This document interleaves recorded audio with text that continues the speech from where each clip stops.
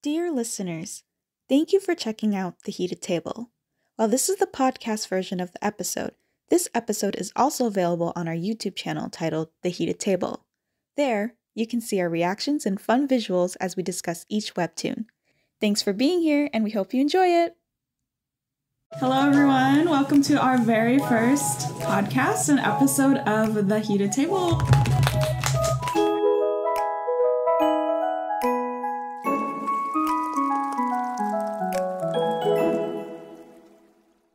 Very happy, very excited.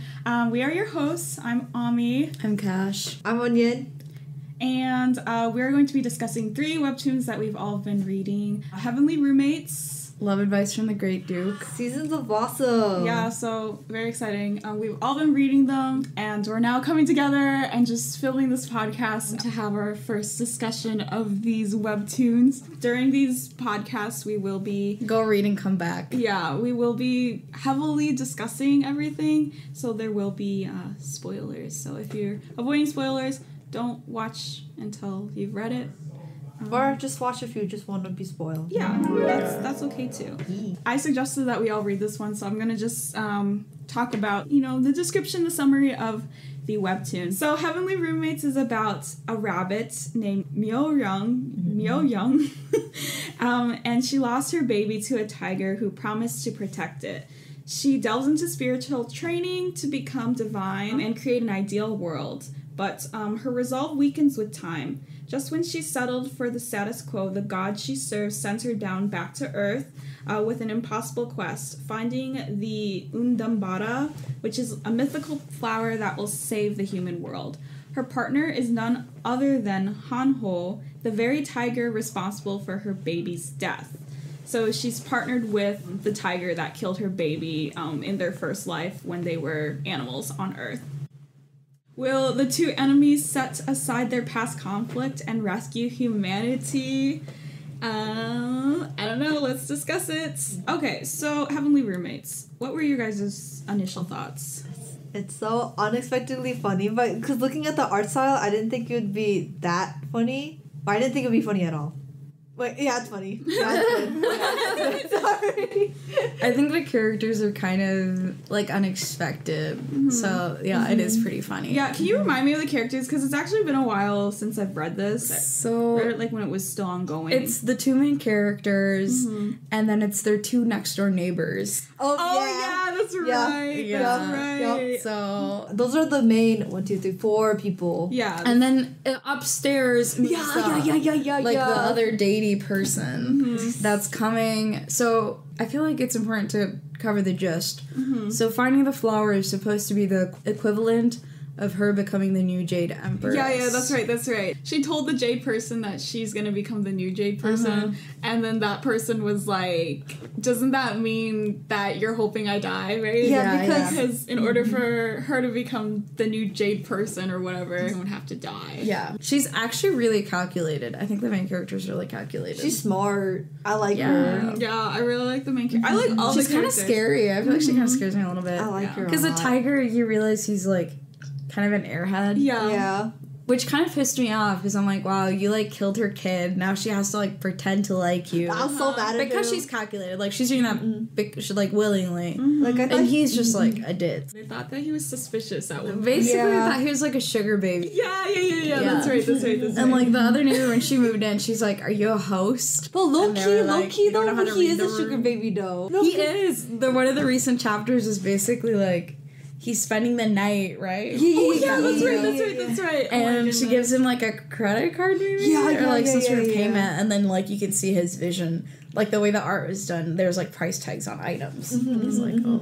Dang. I'm glad you guys read that one. So good. There's one scene where, oh my god, when you see, when it comes up the scene, he's his shirt is off, shoulder. He's and then his little minions come in, and they're like, why are you like half naked? Oh yeah. I That thought whole that part poster was so thing. funny. The post in the bathroom, I was thinking about that too. That was so funny. I was like, I feel like I agree. I also would not be able to go to the bathroom. If there was a poster, yeah. There was a big poster too. It took up like the whole space. He's shirtless too. Yeah. That would And be, making eye contact with the camera. that So was it's so like, uncomfortable. yeah. I feel bad for the kid. He was like, I can't poop in the bathroom. One thing that I didn't understand. So, okay, the other dude that lives on the very top floor. Yeah. So he has like the minions, right? And they're in training to become like also part of deity. that. Okay. Why is the kid little? Why is he like an elementary school Why is he a student? Where's his child? parents? Yeah. That's what I was wondering. Are they like reborn into this? But, or even then, they're just like humans, just like normal humans. If they train like 1,000 years, was it? Then they could just be a deity. They ascend. Does it mean like they just live past 100? They're immortal. Oh. I'm pretty sure it's like they're basically like if they train, you know, like in the Chinese cultivation novels, if they train a certain amount of period, then they ascend, and once they ascend, they basically have immortality and they become like a god or some sort of higher power thing. I just assumed the kid must have been an orphan or something. And then I got mad at the tiger because he didn't actually kill the kid. Yeah. But the thing is, like, he knew he didn't kill the kid, but when the mother bunny was just like, oh, where's my kid? He goes like, oh, you took too long. I'm just like, what do you mean? Yeah. What do you mean? Like, she shouldn't be as mad as she is at the tiger if he was a little bit more clear, you know? I feel like she would have still been mad because like you still true. fell asleep and got my kid. That's true. But also, it's weird because it contradicts itself. She understands that, like, it's not necessarily his fault. Yeah. That's why she wants to become the Jade Empress, because she's like, it's the Emperor's fault, because that's how he's, like, made it to be that there are carnivores and herbivores. Like, survival of the fittest, they say. Yeah, it's not necessarily that they want to be violent, but they have to be, which is something that Hanho, I think, is going to have, like, his own character arc regarding. I feel like that's why he became human, because he didn't want to commit acts of violence. Right. Do you guys think they're going to be able to find the flower?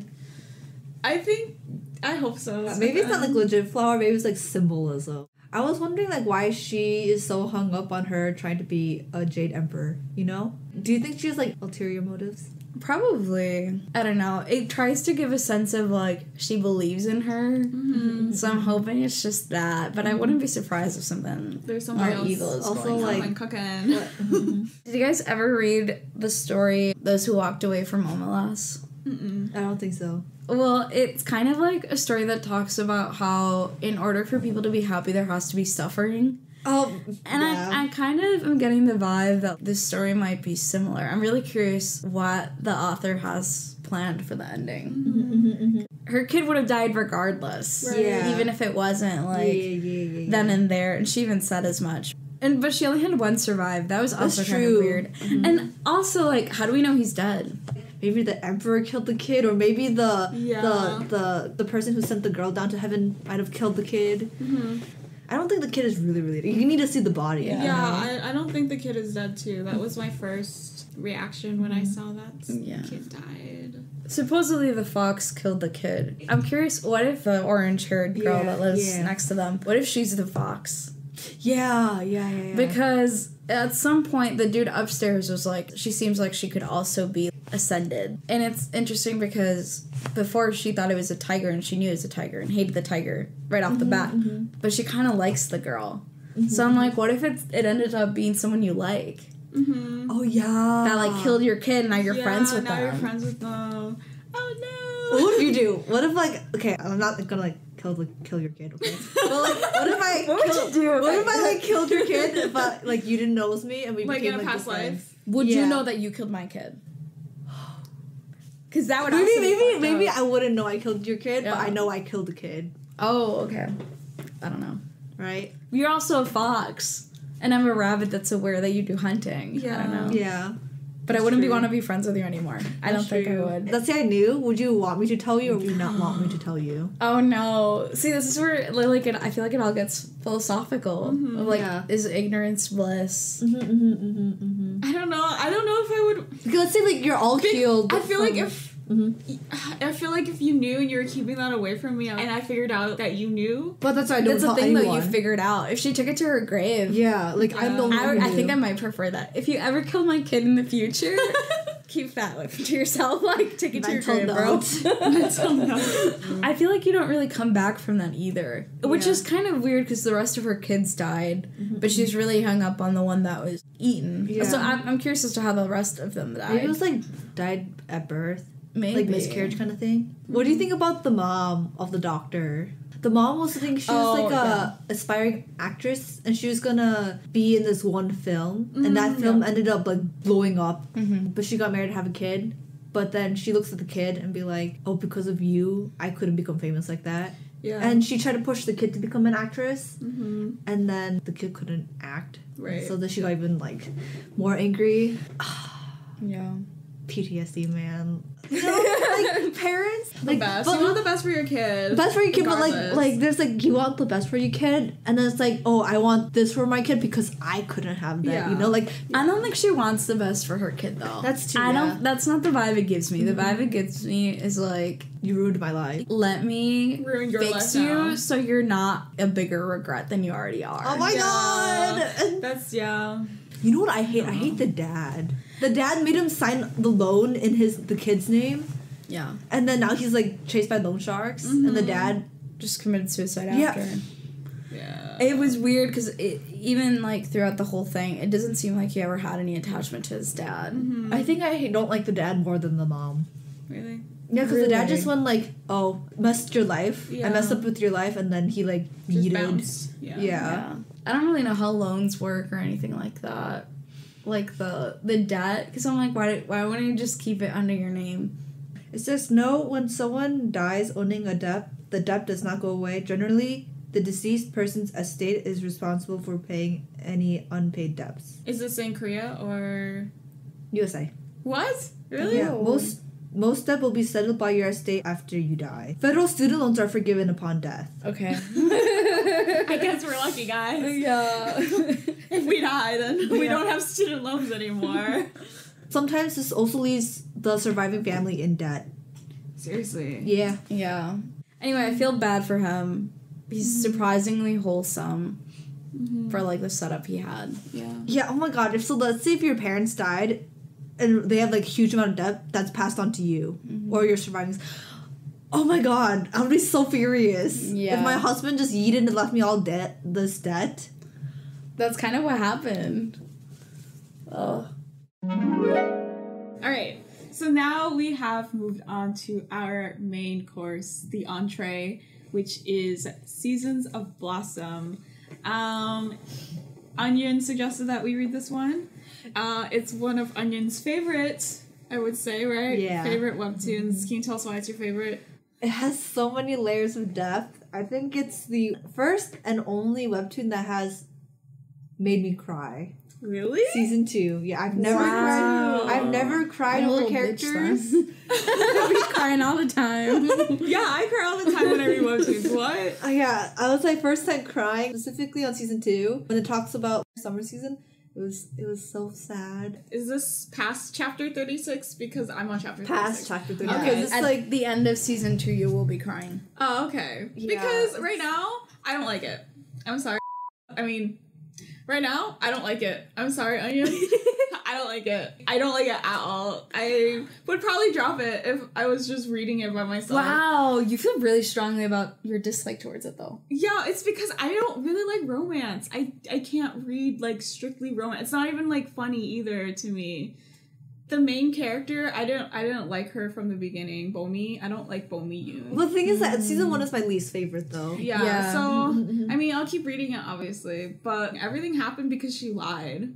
And a lot of the stuff wouldn't have happened, a lot of the miscommunication and all this drama wouldn't have happened if she was just honest with herself and honest with her friends. But instead, she literally took it to the point where she had to fake that she liked Jin Young. But the thing is, the guy was the one who started it though. He's the one who was like, oh, how about we start fake dating? This is a good trope. I'm a big fan of the fake dating trope. You are? Yeah. I don't know. But you know, I could feel it though because she was just like, because like the thing is like her, like she was just like, oh, I don't need to be with this guy. But then everyone else around her is just, oh, why don't you like him? Oh, you it's should not date that him. she didn't need to be with him. She liked him though. Yeah. But the reason she completely decided to push aside her own feelings because she figured out her best friend liked him. Okay. But I think that's a different question, though. the thing is, if we ended up liking the same person... Okay, yeah, would you fold? Yeah. I would too. I've done it before. If I didn't, because she didn't even like that guy that much. More like, oh, I'm interested in this dude. If you caught in the beginning, she was just like, oh, I think we look good together. Even everyone else thinks we look good together. So this is bound to happen. Oh, if it happens, it happens. Oh, the stars are aligning. We're meant to date. You know? You would not fold? No, I would fold too. If we like the same person, I would fold and let you like go after the person. No one would go after the person because we'd all fold. We'd all fold. Yeah, we would all fold. The thing is though, like, if one of you were honest with me, like, what's her name, Son-hyu? Yeah. Was honest saying, go after him. Don't worry about my feelings. Go after. If one of you were that honest with me, okay, then why not?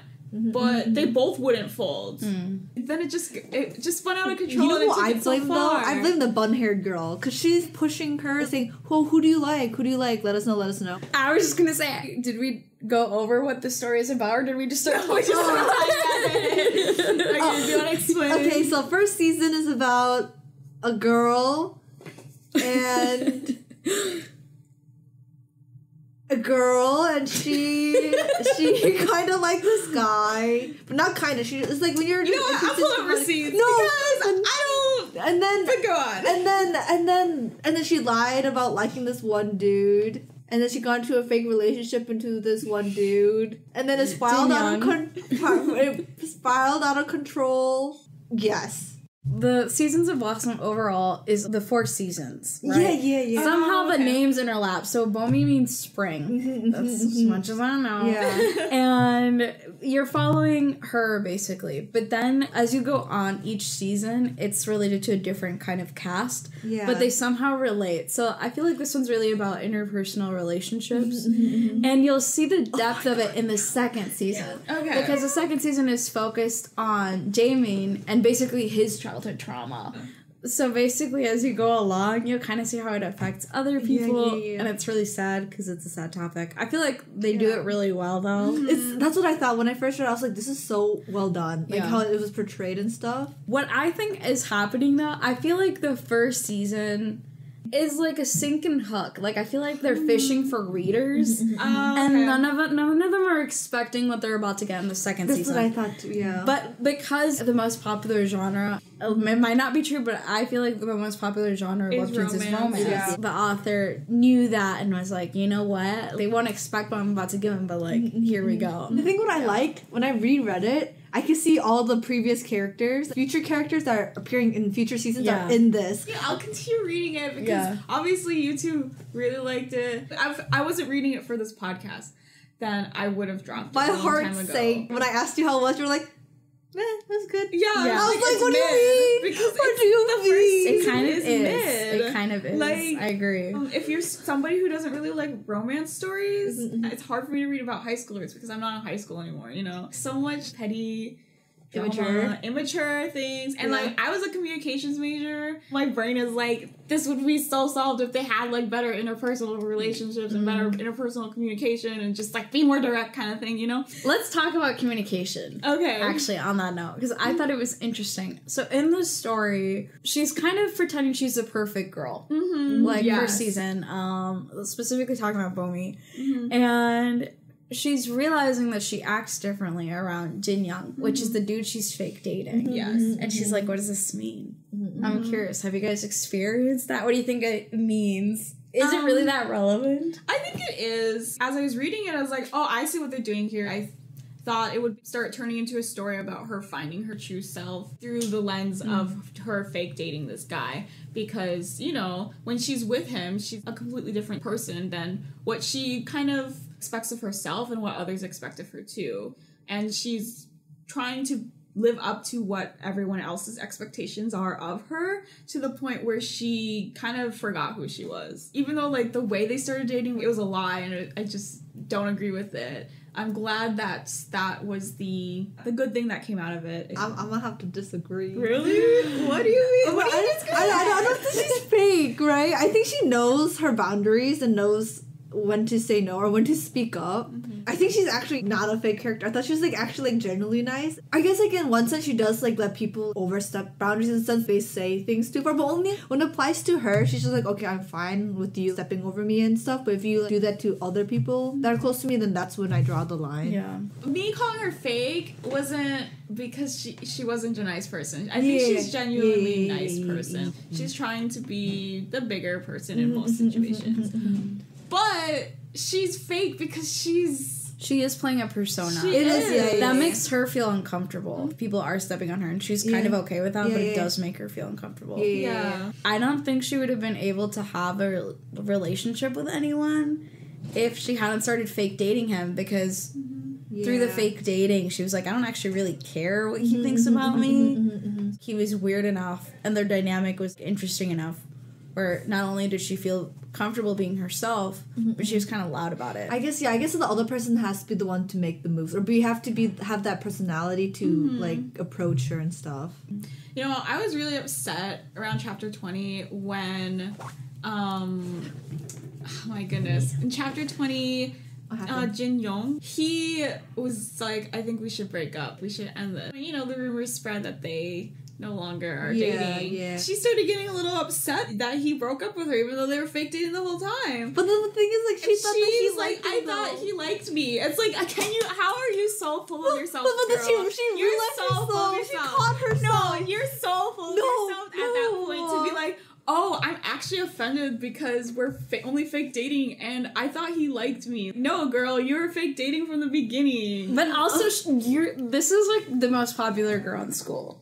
But she caught herself though. But she was just like, I know I shouldn't be bad, but I'm jealous. Like, remember how there's a flashback? He said, "Oh, I thought you liked me." It was like the similar situation. She was just like, "Oh, this is how he must have felt." You know, girl, you're trusting. No, I don't know. It's just like he's helping you live your lie right now. You know, he kind of basically drew the line when he saw that she was still like getting buddy with Jaemin. But there was let me finish. She was getting buddy with Jaemin, okay? And then he helping her live her lie, and then he realized, you know what? I don't want to do this anymore. Let's break up. Let's stop this.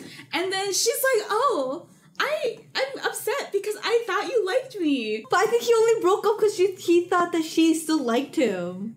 He should have asked. You know what? Communication. Yeah. He should have asked. This is very high school. Yeah, it is very high school. There's a lot to be desired from the communication. Yeah. Still, the art is good. The characters all look different, and I really appreciate the different seasons. I think you're gonna enjoy season 2. At the end of it, you're gonna cry. You're gonna text us. I'm crying.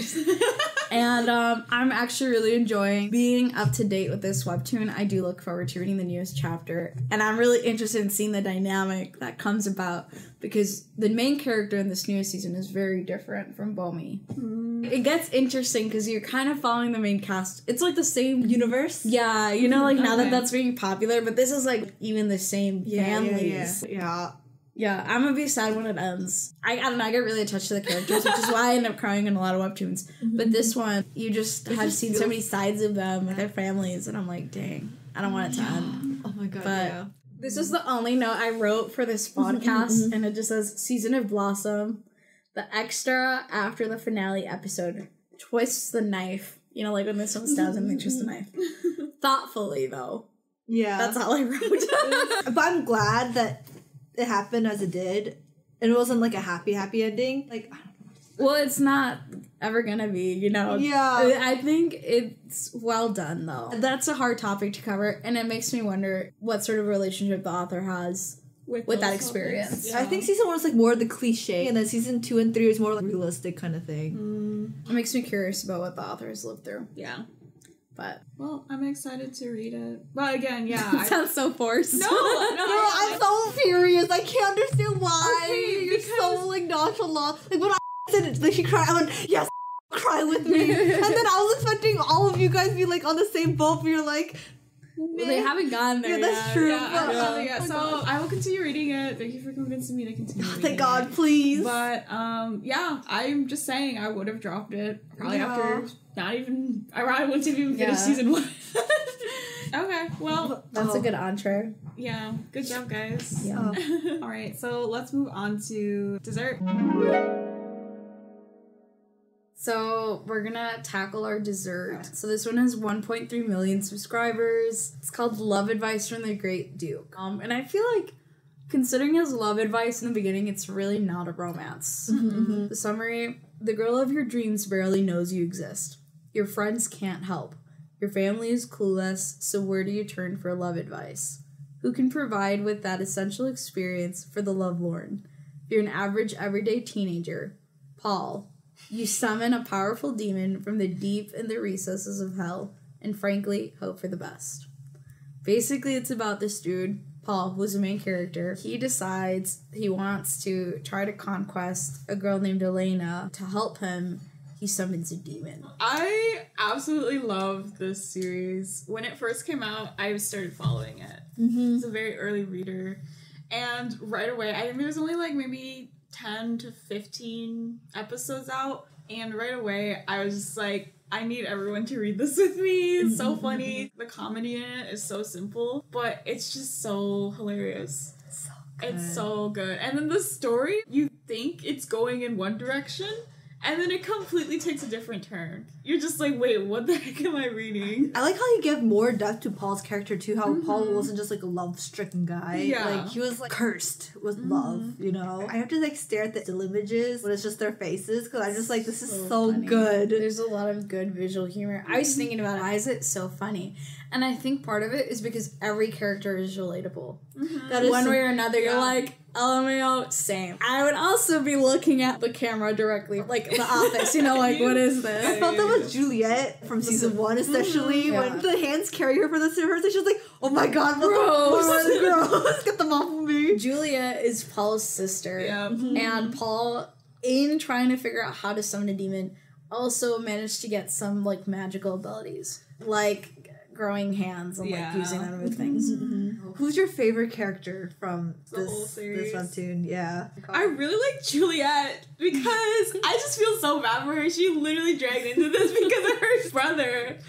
You know, this webtoon is I don't know. It's different. It's different. It's built different. It's I think this is like so top. Yeah, it's just Like, I would reread this over and over again and still be entertained the same way. Exactly, yeah. I think initially I wasn't convinced about it because I only read it because you guys recommended it. And I remember I was like, I don't really like it. But then as you keep reading it, it's actually really funny. So you're like, why is this? It's like stupid funny. Yeah. Like, it's not even like clever. Yeah. My brain can only comprehend so much. This is what it can comprehend. Yeah. So, what are your guys' favorite characters? Oh man. I'm like I really like the Vin guy too. And Sushi's just like, oh god, it's so hard. Because everyone has like their little bits of them that I really, really like.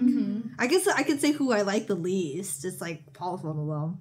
Paul. Really, Paul? Elena. Like, compared to the other characters. I don't hate him. Like I still like the dude, but like compared to the other characters, I'm like, eh. I think my favorite character is Sushi. The fact that he owns a bar to start off with. And his puns. Yeah, his puns. I really like puns. There's a lot of things I forgot about until I reread it again. Yeah. Which, you know, is actually, I feel like that says a lot too, though, when something is forgettable. Because despite it being funny, a lot of it is kind of like filler sort of humor. Like, it's not moving the storyline. And sometimes there will be chapters that aren't the real chapters that follow the storyline. Yeah. Those kind of trip me out. That is really funny, but also I won't remember because you only get one update a week. Yeah. Let's play a game. What game? So meme right now. Let's think about Paul, you know? He's a 7, but he summons demons. He's a 7. Oh, that's... What? Have you seen that meme? Oh, he's a 10, but he wears his shoes in the house. So, like, what number would he become? Yo, but Paul has his good looking moments, you know? There's time in the thing, I'm like, oh, yeah, I see that. And you know when he gets his divided form and he's like has abs, I'm like, oh yeah, let's get it. And when he has his hair slicked back, I'm like, oh yeah, that looks so good. Yeah. You know, that's a plus. You think that's a plus? Oh yeah. So how many more points would you add on to that? He can carry me. His demon arms. Well, it's about like, how does his demon arms feel? Do they feel like slimy or do they feel like skin? I don't know. Let's say slimy. Oh no. So, what would it be? Do I accept him? What number would you give him? Oh man. 5. 5. 3 with the slimy arms. Maybe 1. The slimy arms really made the difference. You're just like, he can carry me, but then you're just like... But what if he touches me with those? It's like squid arms. Can you imagine? You know how squid feels? Okay, minus the suction cups, you know? Like, you mean to tell me that's not romantic to you? Like, what if they leave like slimy versus like a snail? Can you imagine being all gooey after? Ew! Oh my god, that's like, oh my god, no, that's like henty kind of thing. Like, no. That reminds me of that when you mentioned slimy arms. It's just octopus tentacles with fingers. No, thank you. The Meliothin, she's a 10, but she changes your memories into being obsessed with her. So maybe that's why you think she's a 10. Oh no! Yeah. Got him. Yeah. I don't want to be that'd obsessed be 2. with somebody too. That'd become a 2 for me. You fall in love with someone, start a relationship with them.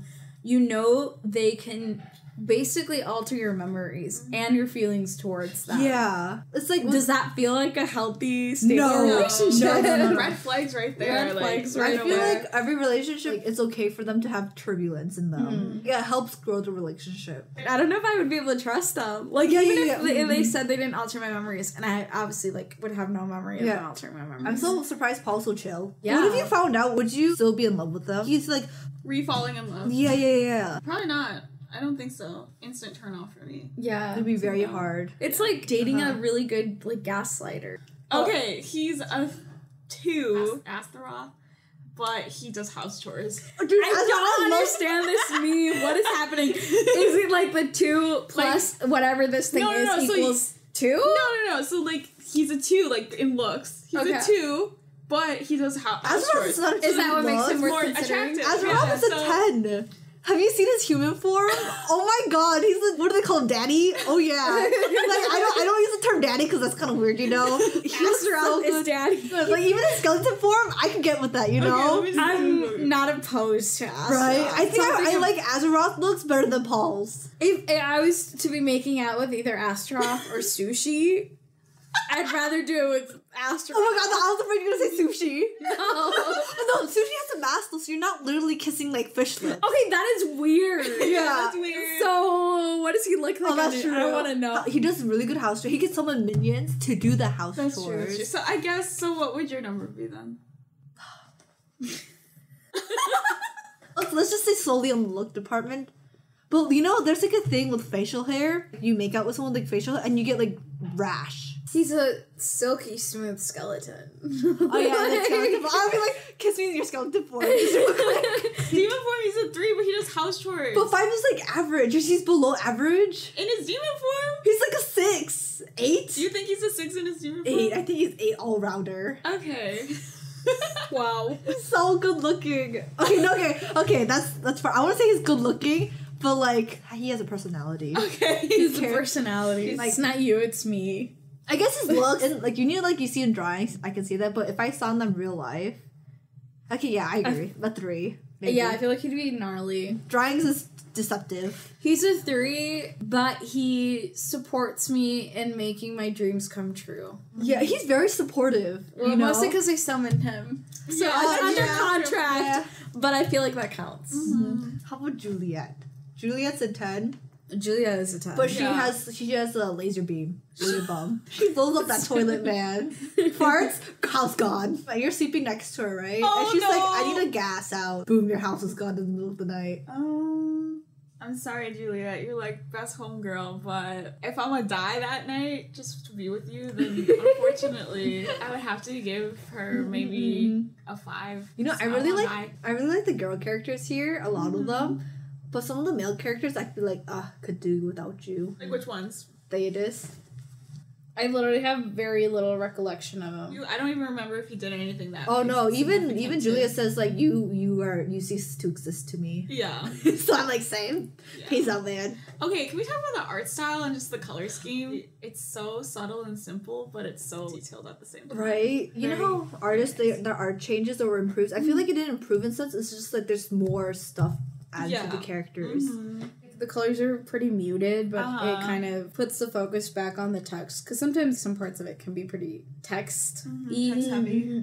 Despite it also having the joke or the point is the facial expressions of the characters. from the Yeah. characters. This person probably sketched a lot because the lines are sketchy, but it's so good because the way they shift their art style to better fit like the emotion they're trying to portray. Oh the yeah, character, yeah. just for the sake of humor is gold. I like the storyline a lot. There's like so many twists to the fake Elena. Because you first think, oh, she's just a cafe girl, and then you find out she's part of the Holy Order, so you thought she's like a demon hunter. Yeah. And then you forgot she is a demon. Which brings a good question is what would you do for love advice? Would you summon a demon? Would you go as far as to do But that? then I sell my soul. If I can get with Azeroth, then yeah. Like, yeah, if I can have the demon and another person, yes. Like, what would you wish for you to summon a demon? Paul's reasoning to summon a demon was so like Love of Ice, right? yeah, it was so like mild. But I feel like Paul doesn't have self-awareness, you know? Yeah. But if there's summoning a demon in the matters of love, it'd probably be more sinister. Like, Yeah. oh, what did they think of me, or what? Make them fall in love with me. Mm-hmm. So if you had to pick one dude or one lady to like ride off to the sunset with, in this webtoon. yeah, Fish. Sushi. Yeah, Sushi. sushi probably. It's a good webtoon. A good one to end on. Mm-hmm. I'll put this on the same level as Seasons of Blossom. Don't even. It's so good. They're two different genres. That's why I'm saying they're the same. They're on the same pedestal. Okay. I disagree. But No! I feel like we might all have different tastes in Yeah, webtoons. I think my favorite webtoons is obviously this one, but also Unholy Blood. Unholy Blood's I would have good. dropped that. I What? did not like the ending. I just got disinterested. We'll save But- that for another Heated Table. Thank you all for joining us for our first episode of the Heated Table. Please feel free to like, follow, and subscribe. Dear listeners, thank you for listening to the very first episode of The Heated Table. Feel free to follow us on our journey by checking us out on social media at The Heated Table. We hope to see you there. This episode was edited and produced by Ami, May, and Onion. Intro animation was done by May. Our theme song was produced by June on Spotify. All webtoons discussed in this episode are available on the Webtoon app, which can be downloaded on the Apple and Google Play stores. Thanks for listening. See you soon!